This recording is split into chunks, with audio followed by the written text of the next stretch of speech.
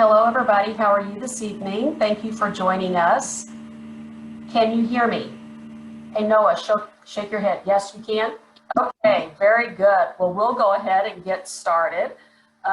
We are excited that we're able to offer this event today. So we're hoping that this session will help students through the residency match process. So this event is also a part of your celebration of Primary Cares Week. We wish we could celebrate with you in person at your medical school, and hopefully next year we will have an opportunity to meet you in person. The MAFP received a grant this year from the American Board of Family Medicine to support our family medicine recruitment efforts. This event is one of many that will be offered as part of this grant. Let us know if we can stop by your FMIG meeting or your medical school, and we will participate either in person or virtually. So we have an exciting lineup of residents and family physician residency program directors to provide you with a practical guide in order for you to have a successful match experience. One of the first things I'd like to mention is that the MAFP has enhanced our Missouri Family Medicine residency page. Hold on, there we go. And you can see the link at the bottom of this page, as well as the link for the American Board of Family Medicine. And this page has information about each residency program, contact information, and their social media feeds. So this is kind of a one-stop page with a variety of Missouri Family Medicine residencies, as well as AAFP information, Missouri tourism information, if you're wanting more details about what different communities offer.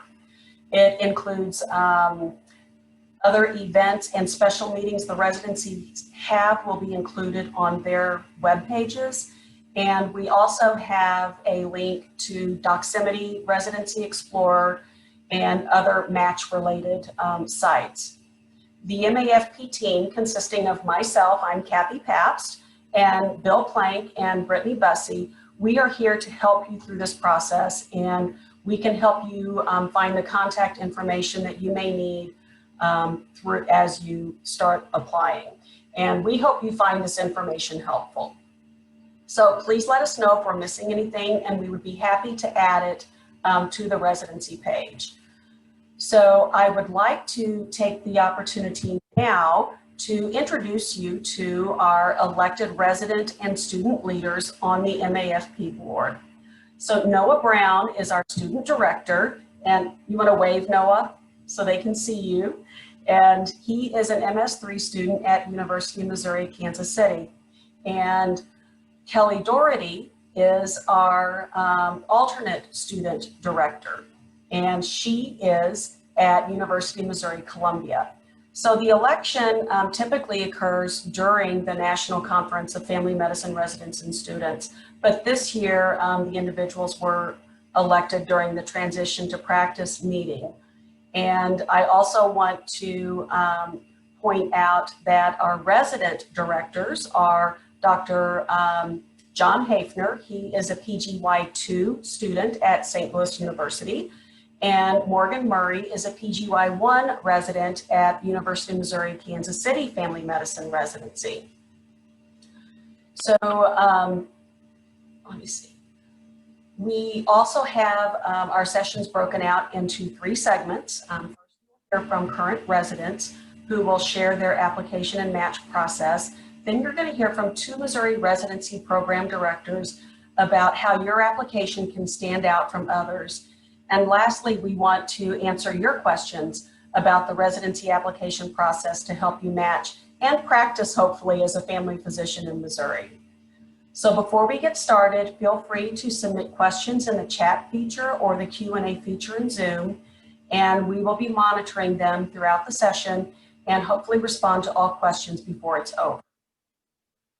So let's go ahead and get started. And our first set of presenters will share their experience with you about their residency application process. First, we have Dr. Alyssa Emery. She is a PGY3 resident at University of Missouri Columbia Family Medicine Residency Program. And then Dr. John Hafner, will go in this order, is a PGY2 family medicine resident at St. Louis University, and Morgan Murray is a new family medicine resident at University of Missouri, Kansas City. And as I previously mentioned, Dr. Hafner and Dr. Murray both serve on the MAFP Board of Directors. So Dr. Emery, I'll go ahead and turn it over to you. Thanks, Kathy. Hi, guys. My name's Alyssa Emery. Like Kathy said, I'm a third-year resident at University of Missouri here in Columbia. I'm really excited and happy to be with you all. So as far as, it feels like my application process was such a long time ago. It was 3 years ago. Kathy really made me do a little bit of mental digging to talk to you guys about residency applications and those kinds of things. But I have been very fortunate to help with selecting and ranking applicants and interviewees in our program too. So that kind of helps knowing both sides of it, really truly knowing what residency, a little bit about what residency programs are looking for and what it's like. So I am originally from Illinois. I went to medical school at University of Illinois up in Rockford. I was part of a rural medicine program there. So I guess my my interviewing process really started with knowing that I didn't want to be in Illinois.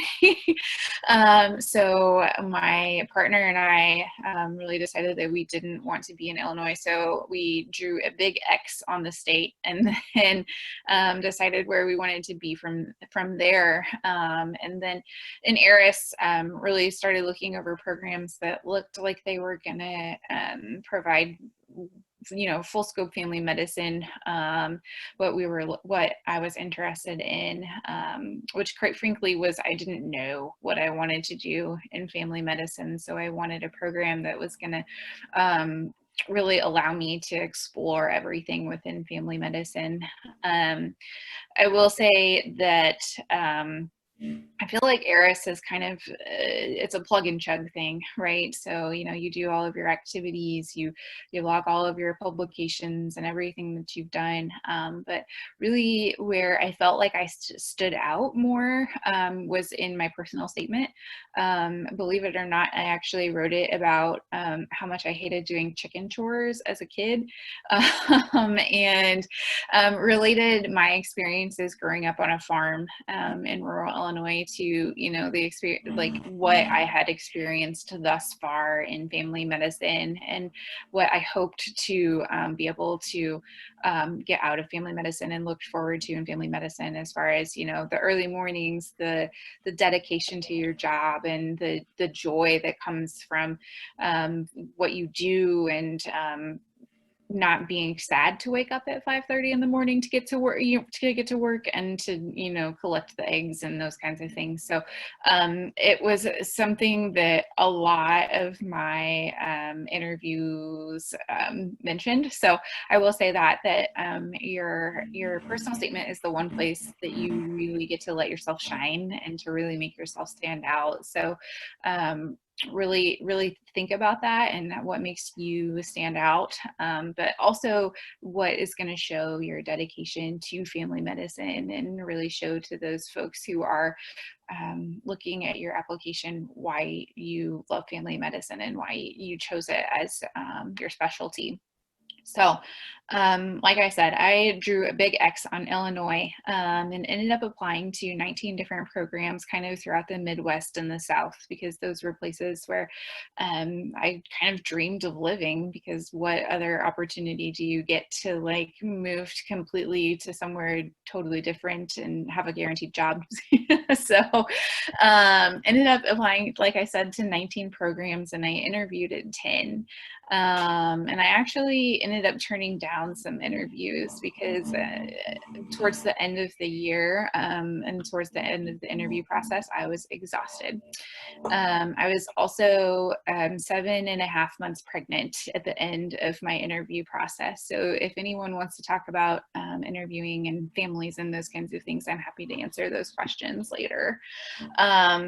So I was very tired and didn't want to travel anymore. So I kept my interview trail at 10 and ended up ranking 8 programs. One thing that was really salient to me that one of the folks at my medical school told me was that if you really can't see yourself in a program and you really didn't jive with the program and the residents, don't rank them. And I really took that to heart. And that was one little tidbit that I really wanted to make sure that I left with you guys, is that if you really weren't jiving with a program and you think I would actually be miserable spending 3 years here, don't feel bad about not putting them on your rank list. I think that we have the good fortune in family medicine to be able to, most of us match pretty high on our rank list. So yeah, if you're not truly not going to be happy at a program, don't worry about putting them on the rank list. So I ranked 8 programs, matched at my first choice here at Mizzou. I guess a lot of people ask about how I ended up at Mizzou. And for me, it was kind of love at first sight on interview day. I loved the folks. And if you guys do interview with us, I hope that you think the same. But Mizzou really offered the opportunity to have full scope family medicine, practice in a large hospital, and I have my continuity clinic out in Fulton, for those of you who know where that is. So I get to have a little bit of rural medicine as well, which is great. Yeah, so I think that was all that I really wanted to leave with you guys was, if make yourself stand out in your application process and your personal statement. And if you, along the interview trail, don't be afraid to say no. And to, really listen to your heart and listen to your gut. I know that they say that it's a gut feeling, and it truly is. It's really truly a feeling of where you belong. So go with your gut. Thank you, Dr. Emery. So Dr. Hafner, are you ready? Yes. Hello, everybody. I'm John Hefner. I hate to break Kathy's heart here because I'm actually a PGY3. I will be finishing residency at the end of this year. I know she wanted to hold on to me another year. I am. You're not supposed to be there yet. But I am in my 3rd year of residency at St. Louis University's Family Medicine Residency Program in St. Louis, Missouri. And I was fortunate enough to be involved as a student. I went to St. Louis University for medical school as well. So I've been involved with the MAFP for a little over 4 years now, which has been a fantastic opportunity to get to know practicing physicians around the state of Missouri and engage in organized medicine, understand our advocacy efforts on a state and on a national level as well. So just want to give a shout out to the MAFP and the amazing work that they're doing. But I will focus on the topic because I know I have a limited amount of time here. And so, as Alyssa was saying, I also am about 4 years away from this process now, and thinking back to kind of what were the tips and tricks that got me through. I would say I agree with pretty much everything that Alyssa said, and so I'll highlight a couple of different aspects. But first, I'll walk you through my path or my timeline. So I knew that I wanted to go into family medicine early on in medical school. So I actually started searching family medicine programs, and I have a wife who has family in the St. Louis area. And so we started talking probably at the beginning of being in the middle of 3rd year about where we wanted to go. And by the end of 3rd year, we kind of drew our circle around the state of Missouri, part of Indiana, Illinois, and a little bit into Kansas. We knew we were close to family, wanted that support So that was really important to us. And then we found, all right, what are the 30 programs that are going to fall within that geographical region? And then from there, kind of cut down to, all right, what do these programs offer that fall in line with my values and my goals, if I can have a 5-year or 10-year vision of what my future is going to look like. For me, the priorities were doing something, working with underserved individuals. My experience was with urban underserved populations living in the city of St. Louis. And so I was open to urban or rural, but I knew I wanted to be in a underserved setting, mostly in my outpatient clinic. And so then I used that as my next filter, and that brought me down to about 18 programs that I was considering. And then from there, my wife and I talked more about realistically where could we see ourselves living, and we narrowed it down to 10 programs that I ended up applying to. And so right before interview season, those 10 programs that I submitted to, I spent about an hour each looking at their website, going through kind of the nuts and bolts that I could find on their program. What did I like about their curriculum? Were they mostly inpatient, mostly outpatient? I was looking more for an outpatient strong program because that's where my passion lies. And then looking at like what are residents in the program doing? Are they traveling abroad? Are they doing a lot of community engagement in their local communities? Do a lot of the residents get involved in different leadership activities? If programs have residents that are doing those things, oftentimes they're going to highlight them on the website.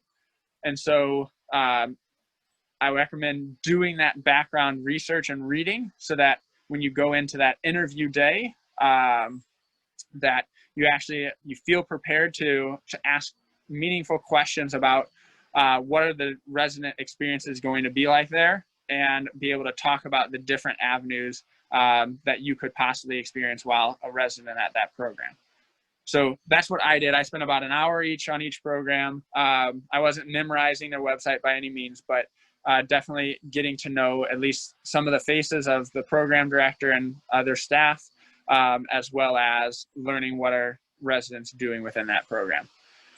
And then came the interviews themselves. And so as Alyssa said, she, I think, got accepted for 18. I applied to 10 and got accepted for 10 interviews. I ended up doing 8 interviews out of those 10.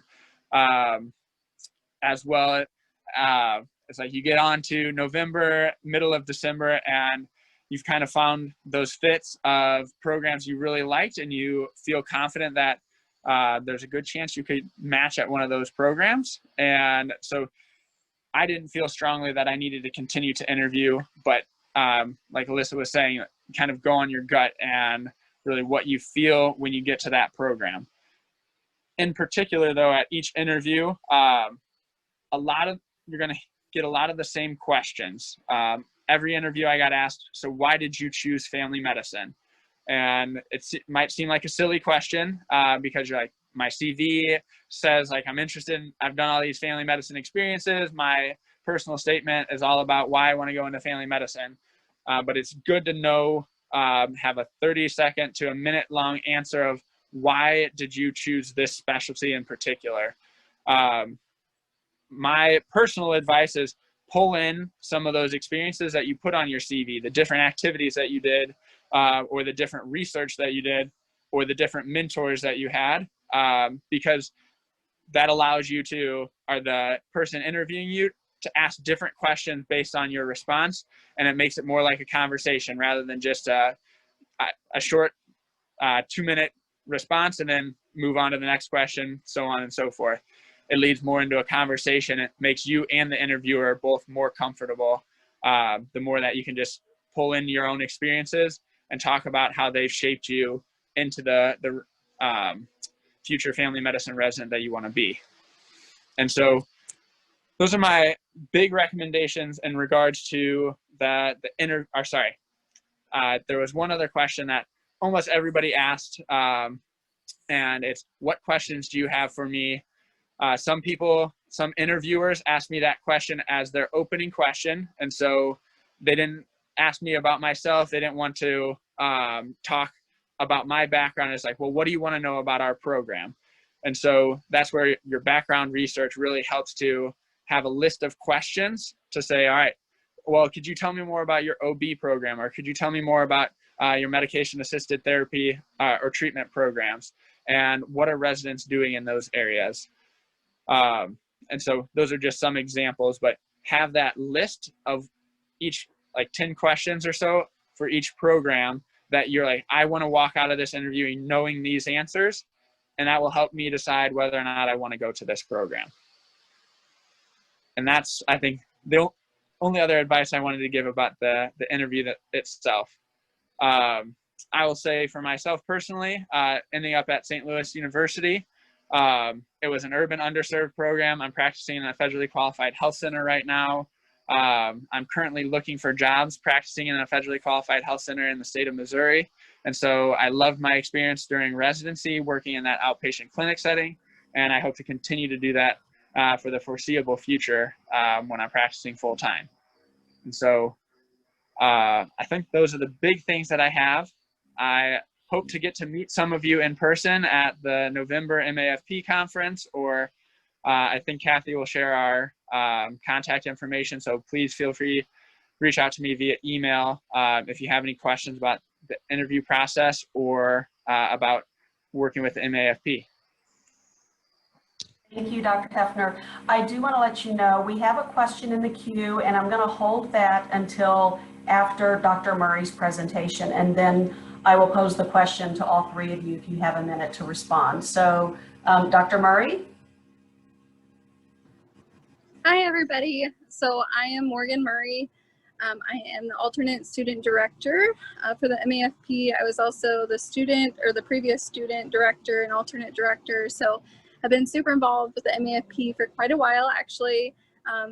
Thanks due to Dr. Hefner, who got me interested at one of the first conferences that I went to as a student. So as far as this whole interview process, you guys are in unprecedented times, and I can't imagine, especially those of you who are applying this year, are feeling. But I want to encourage you that you are not alone, because programs are also kind of in the same predicament. We're all figuring this out together, and ultimately, you know, everyone wants you all to be successful and for everyone to just end up where they're supposed to be.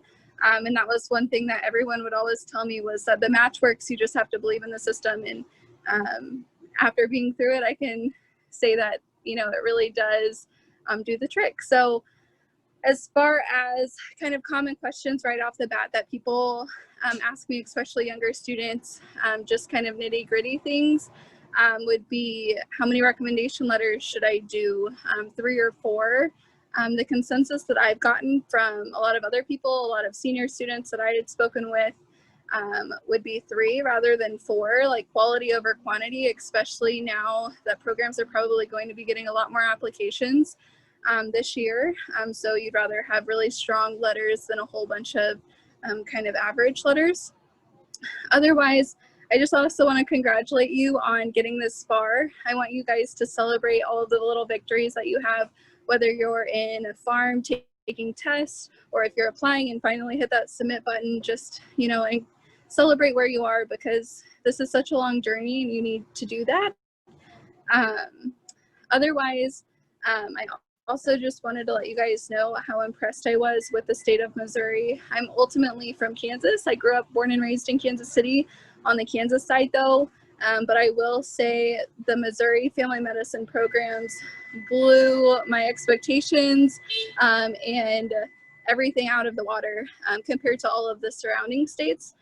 So all of our programs in Missouri are so strong, have such good leadership, and are just really impressive in general. So I would encourage you to really apply to Missouri programs first and foremost. I think that also kind of gets your foot in the door if you are from a Missouri medical school. But that's just kind of one thing that I didn't necessarily think about going into the application process, but I'm really glad that I applied and interviewed at most all of the Missouri programs. Otherwise, as far as thinking about what program is going to be the best fit for you, I think it's really important to think about how much or how interested you are in OB versus not. If you are interested in a certain patient population, like the underserved population, or if you'd like to, and not saying that these are, exclusive, but also academic versus community, all of those things are kind of important factors as well. Because if you want to do OB, you should probably go to a program that has a lot of OB experience. So that's something to also keep in mind. As far as kind of the question that was brought up, as opposed or unopposed, some people really hate that terminology. So it doesn't bother me at all, but certain programs can not really appreciate that terminology. So, but it is a good question. So for those of you who don't know, opposed and unopposed means, unopposed, for instance, means you're the only residency within a hospital. So at UMKC, we are the only family medicine residents. We run OB, we run geriatrics, we run inpatient, all of those things. So we're not necessarily also working right alongside internal medicine residents and OB-GYN residents and things of that nature. I personally think unopposed has been a great fit for me. I think, there are a lot of things to gain from both sides, but I just really wanted to try and be able to kind of have that experience kind of firsthand on my own. So otherwise, as far as interviewing itself, I'd really recommend, just like Dr. Hefner said, relating things back to stories and to your CV. That way you can tell a story, because we're in family medicine and people want to know that you're relatable.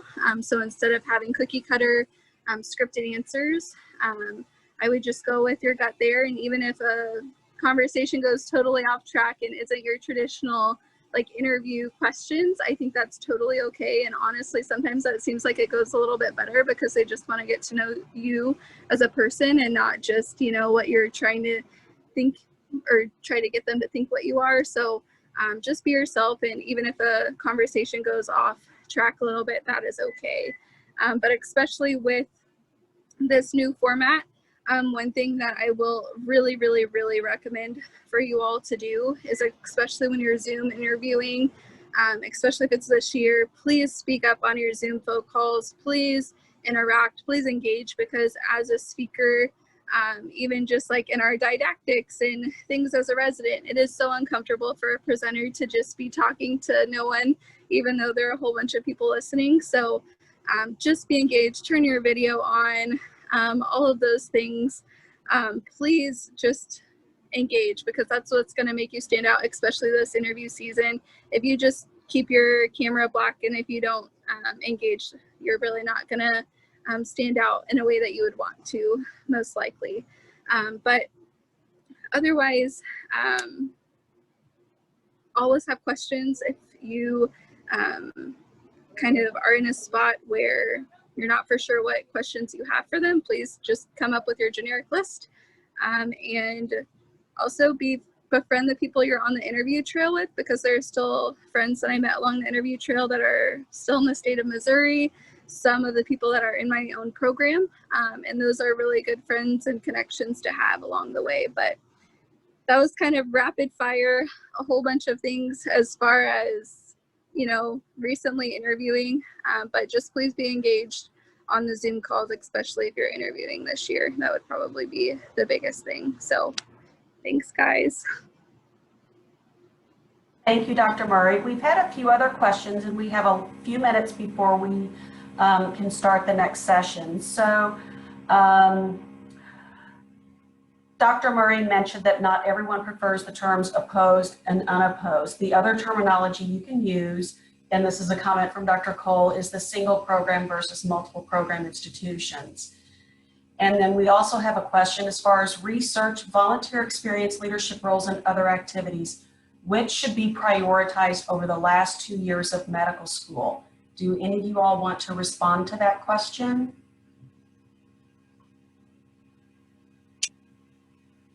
I can start by saying that it really depends on the type of program that you want to go to. Across the country, there are over 400 family medicine residency programs. And so all of them are going to have different areas that they have strengths in. if you're more passionate about research, then by all means, please continue to do research. But if you love community service and engaging in individuals, whether that's in a medical capacity or otherwise, please continue to do that. That passion is going to carry through your training as a resident, and your colleagues, your fellow residents, and your faculty are going to benefit from whatever passion you bring, whether that is a passion for research or a passion for community engagement and service. But there's no right answer to that question. It's kind of like the generic of just do what is bringing you joy in life. And the caveat there is make sure that you can connect it to, like, how is it related to why you want to go into family medicine and why you want to end up at whichever program you're applying to. Thank you very much. And thank you all for sharing your experiences. I saw a lot of heads nodding through this process, so I think you were giving some good points and tips to the students on this session. So our next portion, you're going to be hearing from the other side. So our family medicine residency directors are going to share their insights and secrets into what they look for in prospective family medicine residents. And also, full disclosure, each presenter also serves on the MAFP Board of Directors. So first we'll start with Dr. Rose Murgy. If you want to, I'm gonna mute myself and you can get started. Thank you. Okay, hi everybody. It's so good to see so many people on here. It's so exciting. So I'm from UMKC. I did my residency here and stayed on here as faculty, and been the program director for 4 years. I was associate program director for 7 years before that. So kind of been in this process for a while, and it's just always so much fun. This time of year is always crazy for us, like it's crazy for you. So I think somebody said that already about particularly the virtual interview season. You know, we're all in this like for the first time together. So I think it's a pretty level playing field for the students and the programs, because we're all trying to find our way through this whole virtual process. So I just wanted to say, Dr. Cole and I were talking about this before, and you know, there are over 500 programs in the country. So we're going to give you a snippet about what we think, but there's a lot of programs out there for you to choose from, and you will find your place for sure in family medicine. So I think it was said before about the geography thing. I mean, I think that's a big deal for most people. They do choose based on where they want to live first. We hear that a lot. I hear that a lot from applicants, that they have, that's how they start their search and kind of wean it down.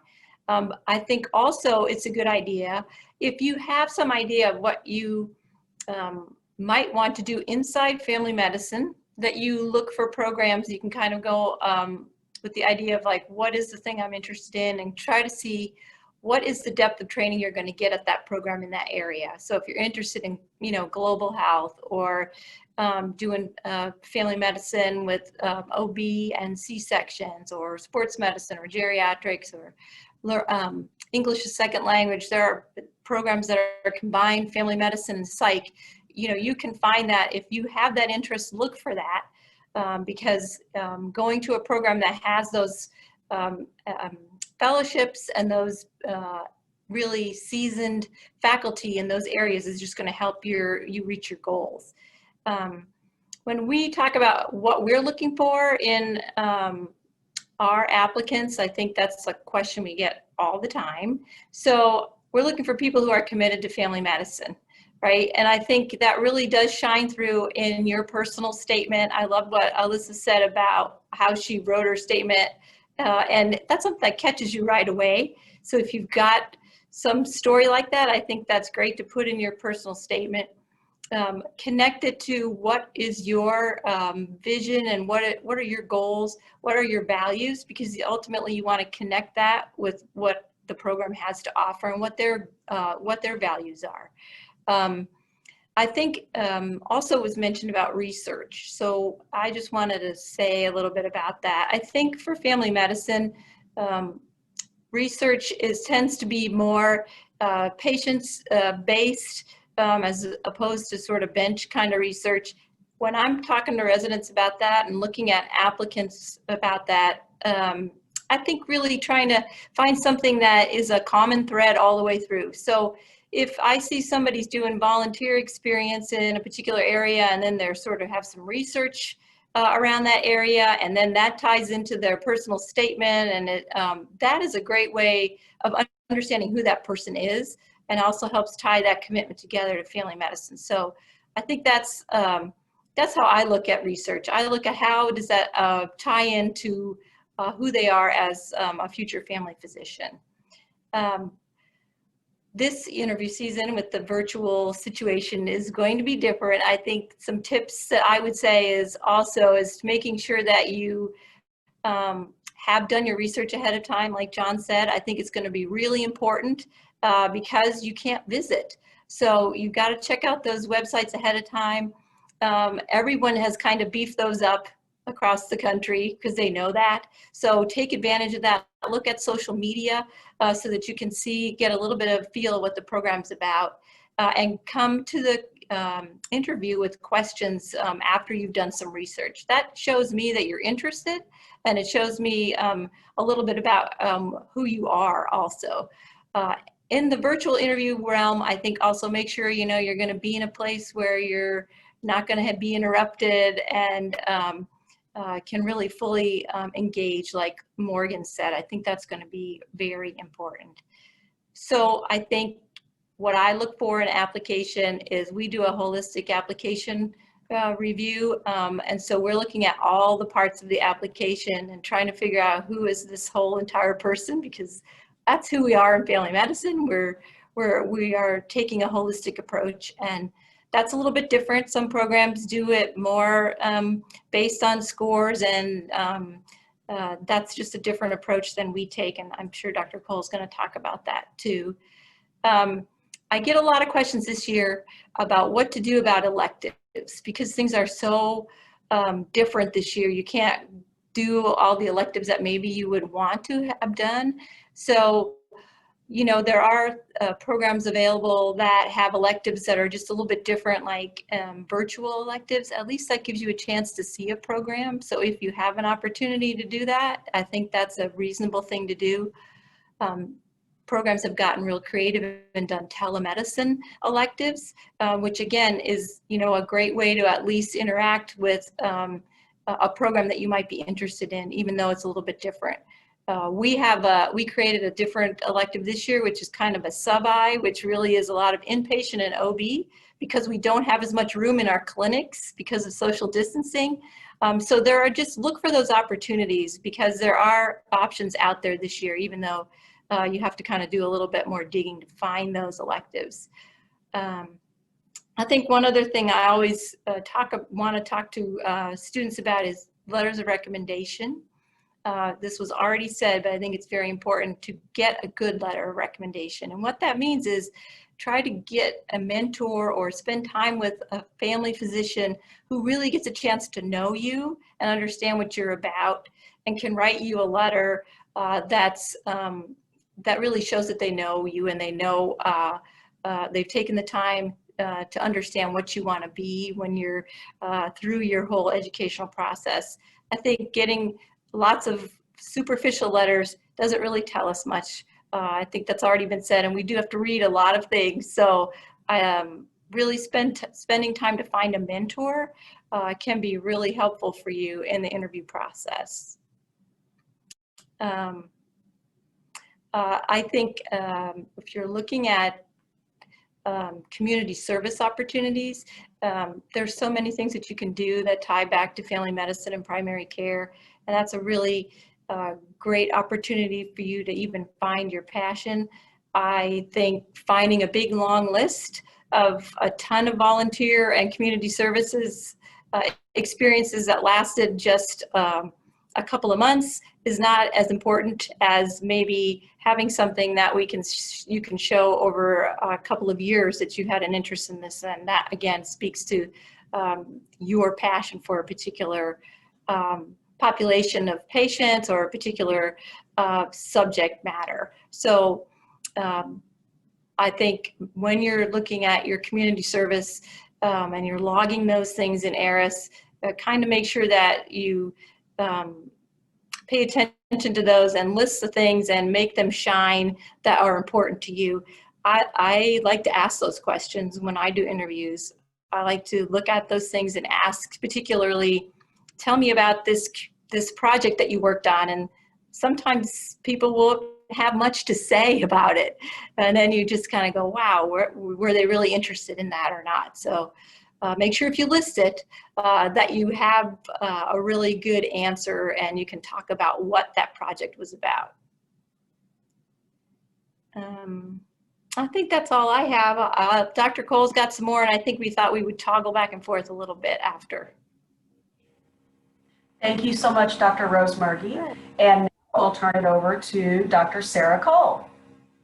All right, so good evening. It's nice to see everybody who's on the call. There have been some really amazing insights thus far, so I will do my part mostly just to sort of emphasize or sort of tag along with what has already been said. So I am down the road from Dr. Rose Murgy. I'm in St. Louis with Mercy Hospital St. Louis, Mercy's Family Medicine Department there. And I had Dr. Rose Murgy and I have essentially been running sort of like parallel lives on different sides of the state because I also did my residency here at Mercy and then started as faculty and then was associate director for 5 years and now have been program director for about 4 years. So she and I guess between the two of us, we, you know, keep the borders of Kansas and Illinois in line. So I would say that the characteristics that we look for in candidates are pretty universal to other family medicine programs across the Midwest. If I could summarize what most family medicine programs are looking for, we're looking for candidates who are community-minded. So they really recognize the diversity of family medicine and that a lot of what you're going to be doing in your career is not limited to the 4 walls of the clinic or the hospital that you're practicing in. We're looking for candidates who are self-motivated. So the question about whether or not it's better to do research versus leadership versus community service, as both Dr. Hefner and Dr. Rose Murgy said, it doesn't really matter.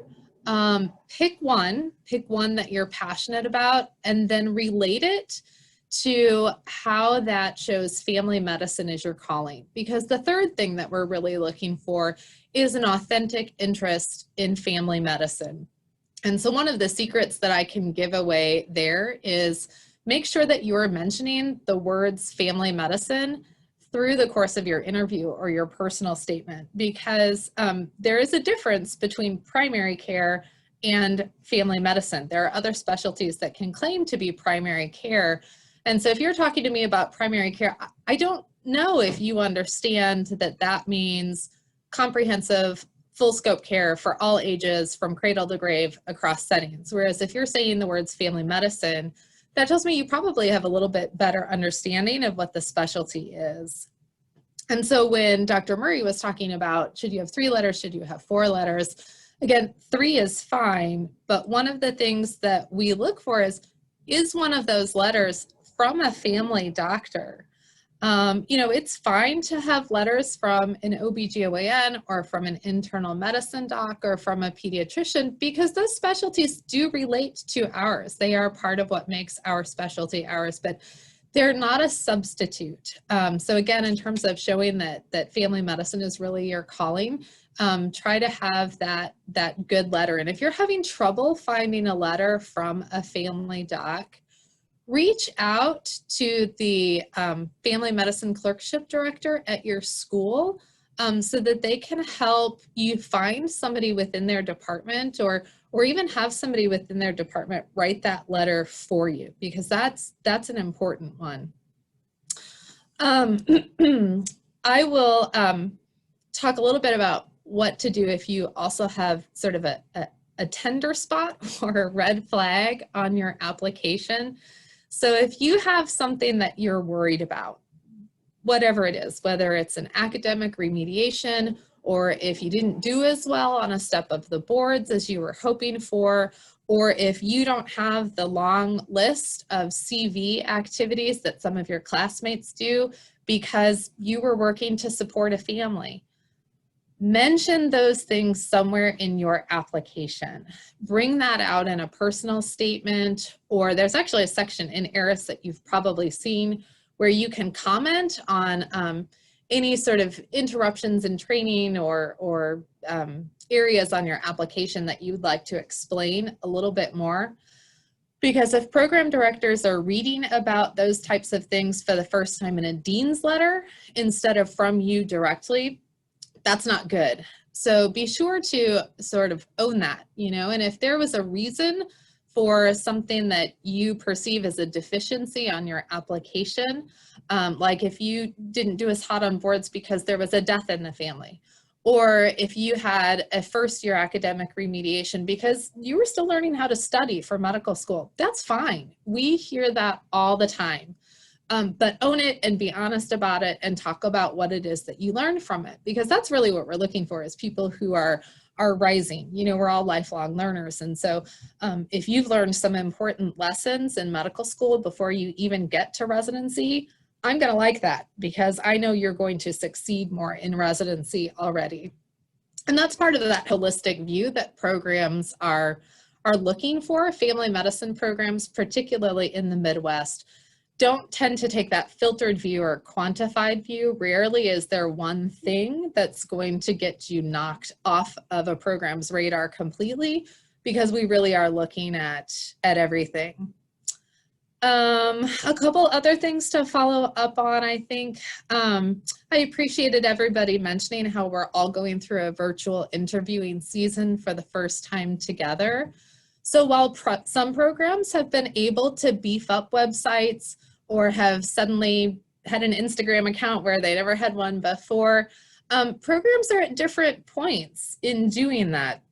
Some programs have bigger budgets to do that than others do. So while John is right, do your research, look at all of those things. Also, both on your research in advance and then during the interview day itself, give some grace. You know, particularly if it's early on in the interview season, there may be some days that you're experiencing some trouble with your internet connection and you keep dropping from an interview. And then there may be times that the program is experiencing some difficulty with rotating people through. We're all working with some of this technology for the first time. And so we're all going to do our best, and we'll give some grace, and you guys give some grace too. Two other things to tag on, another one from Dr. Hefner. I love that some people open with the question, what questions do you have for me? Meaning program is asking the applicant from the get-go, what questions do you have? I myself try to make that 50-50. So I try to make my first half of the interview where I'm asking the applicant questions, and then I try to reserve an equal amount of time for the applicant to ask me questions. So my piece of advice here is have your list of 10 questions for the program, but don't be afraid to ask the same question of multiple people, because a program director's perspective may be different from a faculty's perspective, from a resident's perspective, and even one resident's perspective between classes or even among classmates may be different. So you will get a richer answer if you ask the same question. So don't feel like just because you went through your list of questions one time that you're out of questions. Just keep going back and asking those questions over and over. And then my last point was, second to last point, was about rotations and what to do this year with some barriers to rotations. So again, getting any related elective or rotation experiences that you can, like if a pediatrics rotation is all that's available, great. A lot of what we do is see kids. Go ahead and take that rotation. If radiology is the only elective that you can get, great. Go ahead and learn how to read a plain chest x-ray and a plain radiograph and musculoskeletal films and learn how to do some ultrasound. We do all that in family medicine too. And then relate that to how that's going to make you a better family physician. So you can really utilize that still too. And then before I sort of toggle it back to Dr. Rose Mergy, I would say a question that I'm already getting is how our program director is going to be handling step 2 scores, their presence, their absence, their level, their numerical value. And so that's an evolving situation. And I think each program probably has its own answer.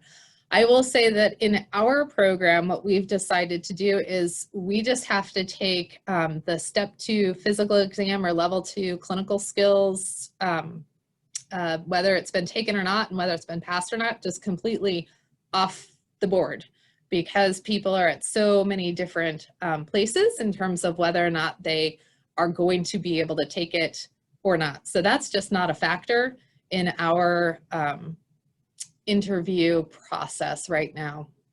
And I think it's going to be up to medical schools moving forward as to, you know, what do you do with somebody who's approaching graduation and maybe still hasn't had a chance to take that step or level 2 PE or CS. So that's what we're doing. So I'm going to pass it back either to Dr. Rose Mergy if she has anything else, or to Kathy. Well, I would just say we're doing the same thing for CS. I think that's an PE level because there's nothing else you can do. I don't think. I think it's this year is a different year than hopefully we'll ever see again. You know, we're just making adjustments to that. So we did the same thing here. We have just taken that off the table for our program for this year. Thank you very much. We do have one question in the chat. What types of paid work experiences should be included in ERAS, medical, non-medical, before medical school, library assistant type jobs where you could sit and study? Any responses to that, Dr. Cole or Dr. Rose Mergy? Yeah, so I can start with that one. You know, you can feel free to, well, I would summarize that by saying, put anything into ERAS that you think was an important step on the journey towards being a family physician. So if you were passionate about being a library assistant and you learned something from that you are going to take forward with you in your career as a family physician, by all means, put it on there. That comes back to Dr. Rose Mergy's point, though, about if you're putting something on your application, be prepared for somebody to ask you about it. So if, I'm going to keep using the example of the library assistant. So if that was simply part of your work study program in college and you did it because you just had to do it in order to get that little extra scholarship money and it didn't really mean anything to you, I'd probably leave it off so that you don't have to try to awkwardly answer a question about something that you're not passionate about in an interview setting.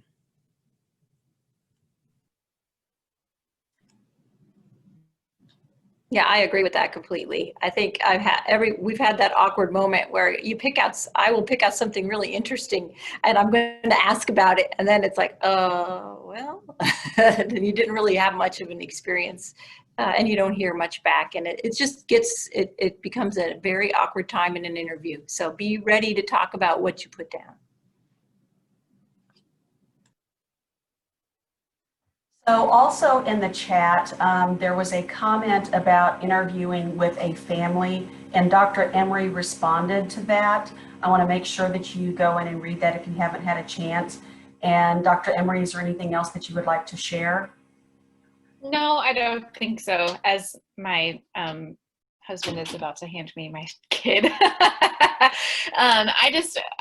It was really important to me that I found a program that supported me as a physician and a mom. So, you know, if there was a program that I interviewed with or someone that I ran across in the interview trail who gave me weird vibes about being pregnant, because I like I said, I was very visibly pregnant, then I knew that wasn't a place I wanted to be at. Also, we as residency programs are not allowed to ask about family, so that's something that you guys have to bring up first. So if that's something that's important to you, like, bring it up for us so that we know. I can tell you that, like, 95% of the programs and the people I interviewed with were so excited to talk about my pregnancy and my family and those kinds of things. So like, if it's important to you, you want to find a program that's going to support that. Thank you very much. So thank you, Dr. Cole, as well. I didn't say that at the end of your presentation, but we've received a lot of good and useful information that will hopefully help you as you apply for residency. So now we would like to hear from you. So what did you think of this meeting? Do you have any other questions? Was it helpful? You can submit your questions in the chat, as some have, or you can unmute yourself and ask them right now if you would prefer to do that. Or you can always email me, and my email address is I don't think I have it in the session, but kpabst, P-A-B-S-T, at mo-afp.org. It's also on the MAFP website.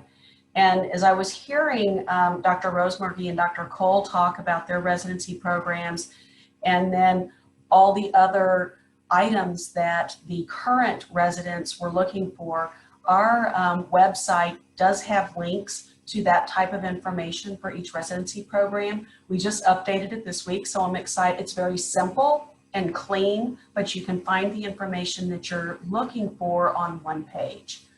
So again, thank you to all of our speakers this evening. You're awesome, and you're so much of an inspiration.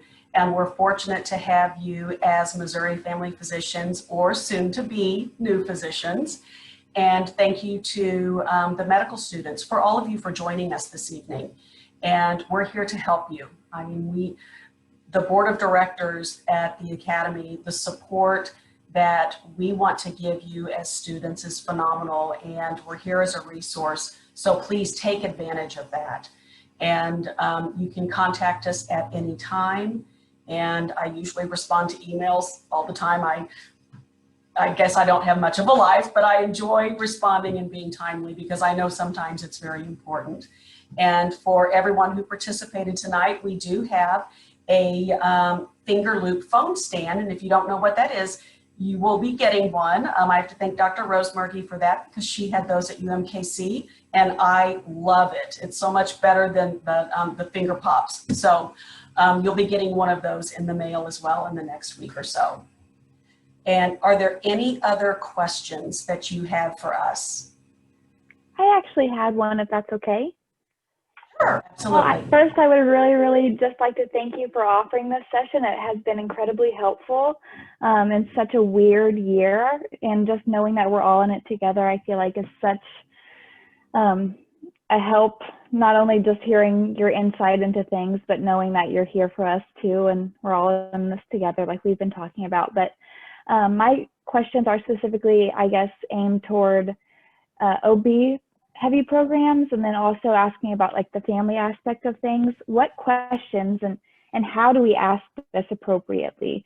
You know, what are things that are normal for OB programs to say versus, you know, the not so strong programs saying, oh, well, you can do it in elective time. You know, it's hard to kind of distinguish that sometimes from their websites, and even from talking to residents and program directors, because everyone's going to try and sell you on their thing. And then also, I guess, in terms of the family questions, you know, how do you go about, you know, starting that conversation or bringing that up to kind of discuss that? Thank you. So we have a fairly heavy OB experience at UMKC, so I'll just jump in on that part of the question. So I think, you know, you can ask the questions on how many deliveries does each resident get, and I think really it's helpful to ask the residents that, because they will have really honest firsthand answers for that, right? Look at the curriculum, see how many months of maternity care are part of the curriculum, because there's a baseline that all programs have to have, and then there are programs that have more months of OB or maternity care. I think also ask what the residents are doing who graduated. That will tell you kind of a lot about what the program is trying to do, and then are they actually doing it? Are people actually going out and practicing and doing OB?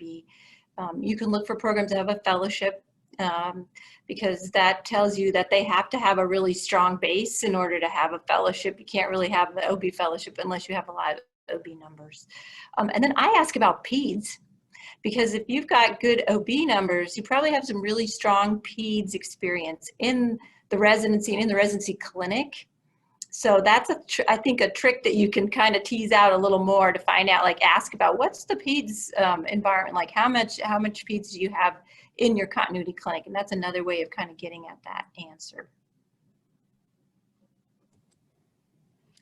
Yeah, I agree with Dr. Rosemary. I think that the biggest tell is how many graduates are going out and doing OB. So we are less heavy than UMKC is. We are above the baseline, so we're above the minimum requirements. But we also are at a really OB heavy hospital. So I average about, so we have 6 graduates per year, and at least 1 will go on to do maternity care after graduation. And that's because they are mindfully taking more maternity care patients in the clinic, and then also doing some of their elective time with OB. So I think it also depends on, then when you talk about elective time, then you have to look and see, well, how much elective time does each program have? So we intentionally give a lot of elective time. So using some of that elective time to dig in and get some of those OB skills, or, sports medicine skills, or pediatric skills, or obesity management, or POCUS, point of care ultrasound skills, if depending on what your interests are. So I would also ask how much elective time is available, and what electives do your residents typically do? Because that's really going to give you a good sense too of what your residents are doing at that program and what they're likely to go on and do. And then I think the second part of your question was, how do you skillfully ask how family friendly a program is? And so that, you can certainly ask faculty and program directors that, but that's a question that's best geared towards the residents. And so asking things like, how many residents have kids? You can't ask somebody directly if they have kids, but you can certainly ask, on average, how many residents have families of their own? Is there daycare on site? What is the program's policy for breastfeeding residents, for example? For male residents, what's the paternity leave policy, or what's the parental leave policy? And that will give you a sense of what it would be like to start or continue to raise your family while you're at that particular program. Great, thank you very much. Are there any other questions that you would like to pose to our presenters this evening? Hi, I have a question. My name is Lacey Shreve, and thank you all so much for this webinar. It's been extremely helpful, and I'm very interested in these programs. When it came to giving the advice about speaking up and being engaged in the interview, does that mean that we'll be have group interviews as well as individual interviews? Well, I think that's going to depend on the program. I am sure that many places are going to do at least some individual interviews, but some might be doing more group settings.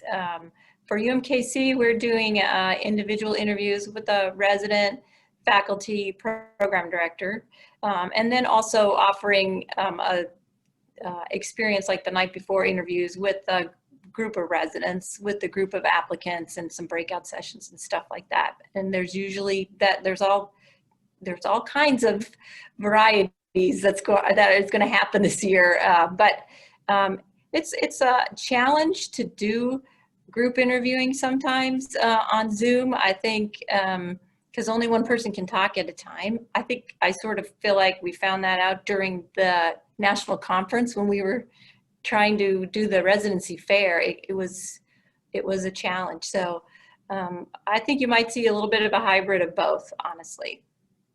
Okay, thank you so much for that insight. Any other comments or questions? I have a quick question. Thank you guys for doing this. I really appreciate it.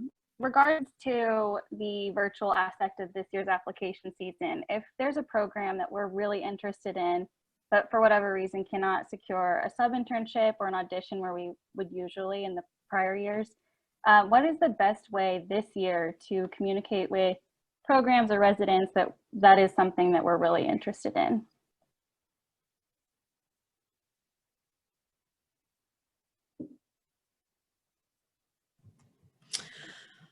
So I would say take advantage of any opportunities that the program is offering. So Dr. Rosemary mentioned that they're probably going to have sort of an informal get together with the residents the night before.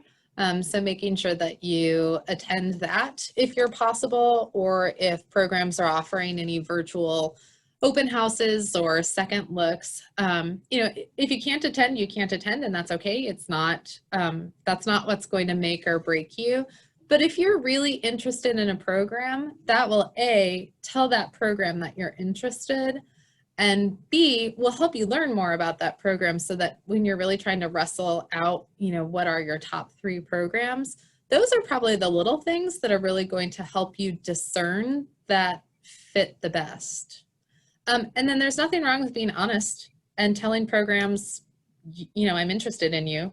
You don't have to, I mean, don't lie. Don't say I'm interested in you if you're not, or, you know, don't start telling people, you know, you're my #1 choice if it's not. But it's absolutely okay to say, I'm really interested in your program. As a chief resident too, like when you interview or you participate in those virtual meet and greets and someone offers you their email address, shoot them an email. We're like more than happy just to, like, you know, whether it's a couple of lines once a week or something like that, just keep those lines of communication open as the year goes on, and make sure that they don't forget you.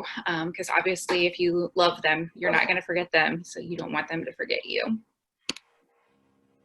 And I'll just echo really quickly what Alyssa said, because even might be a question that you could find off of the website or by just like going back from the notes that you took during the interview day.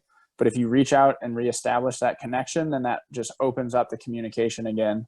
And so then you're going to bounce emails back and forth and stay connected with that program, which looks very favorable.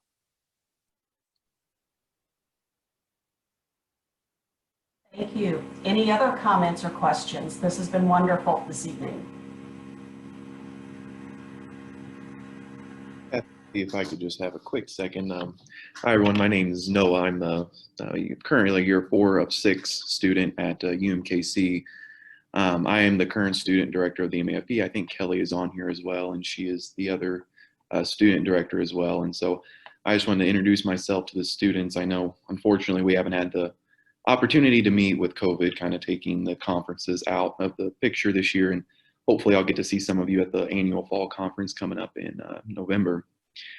But I just want to introduce myself, and I wanted to let you know that I'm always available if anybody wants to talk. I know I'm not quite at that time yet where I'm applying for residency, but I love hearing from you all. I love being able to be your voice on the board of the MAFP.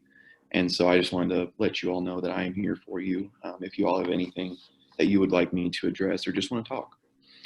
Other things, I want to thank Dr. Emery, Dr. Hefner, Dr. Murray, and Dr. Cole and Dr. Rosemary for your time. I know especially nowadays your time is precious. So I appreciate you all coming here and giving us these wonderful tips and this wonderful advice, especially for how crazy this year has been.